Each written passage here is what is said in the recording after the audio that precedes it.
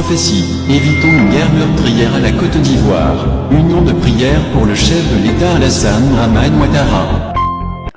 J'ai un message à délivrer à la Côte d'Ivoire et tous les Africains qui sont en Côte d'Ivoire. Il y a quelques semaines, Dieu m'avait demandé de dire à la Côte d'Ivoire de prier pour Alassane. Mais j'ai eu peur. J'ai tellement eu peur que je n'ai pas voulu délivrer le message. Bon, le premier message, c'était de prier pour Alassane et de jeûner pendant 31 jours pour le peuple ivoirien. Mais la peur en moi a fait que je n'ai pas voulu faire la vidéo. Deuxième encore, le même rêve est venu. Dieu m'a demandé, va dire, ils n'ont qu'à s'élever, ils n'ont qu'à prier. Au lieu qu'ils vont aller contre lui, ils n'ont qu'à prier pour lui. Qu'ils vont voir des miracles. J'ai eu peur encore, je n'ai pas dit. Il y a 2 jours de cela, je suis couché chez moi à la maison ici. Dans mon sommeil, Dieu me réveille, il me demande. Il m'a montré quelque chose que je vais vous expliquer ce qu'il m'a montré. Au fait, c'était comme dans mon petit village où j'ai grandi. C'est comme ça, dans mon rêve, ça s'est passé. Et puis, il y avait tout le peuple qui s'est levé, qui poursuivait la première dame, Dominique Ouattara. Et on la poursuivait. Moi, je l'ai vu. Vraiment, ils l'ont déshabillée, ils l'ont mis nue, à poil. Il n'y avait pas un complet sur elle. Je suis parti, je l'ai attrapée. Je l'ai mis comme si je l'ai attrapé comme ça sous mes aisselles, comme si j'avais des ailes. Je l'ai pris et je suis rentré dans une maison.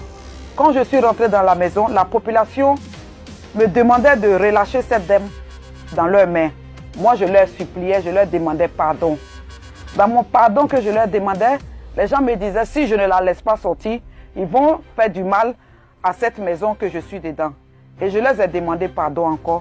S'il vous plaît, attendez que les gens qui vont venir la prendre, ils vont venir l'enlever. D'ici, vous n'allez plus jamais la voir. Ils ne voulaient pas. Donc, je suis resté en train de négocier avec eux. Jusqu'à je regarde dans le ciel. Les avions noirs sont remplis dans le ciel. De ces avions de guerre qui sont remplis dans le ciel. Je dis, mais les avions là, ils viennent pour qui? Pour les gens qui sont dehors là, ou bien ils viennent pour la femme qui est ici? En tout cas, je ne peux pas vous dire la vérité. Si l'avion qui vient là, s'il venait pour la population, ou il venait pour la dame. Mais il y a une seule chose que j'ai fait. Je n'ai pas voulu qu'on tue cette femme sur le sol ivoirien. Je suis aussi ivoirienne. Je l'ai protégée en esprit. Je l'ai contrôlée, je l'ai protégée et j'ai pu contrôler ma population. Si eux, dans mon rêve, je les ai contrôlés, c'était à cause de Dieu, ce n'est pas moi. Parce que toute la foule qui était là, j'étais seule avec cette dame. Et si j'ai pu contenir la foule, ce n'était pas moi, c'était Dieu. Le même Dieu qui m'a demandé, à ce que je dis aux Ivoiriens, de prier pendant 31 jours.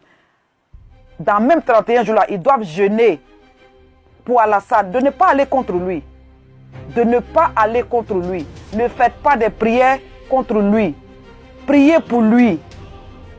Il va vous sauver. Parce que ce qui arrive dans ce rêve-là, je ne sais pas, mais il aura vraiment un grand malheur sur la Côte d'Ivoire. Donc, pour tous ceux qui vont regarder cette vidéo, je vous demande pardon. Marie-Dominique, il faut partager aux Ivoiriens. Il faut parler à mes frères, il y a la guerre qui vient. Ils vont tuer les gens. Ils vont faire des méchancetés. Ils vont égorger les gens.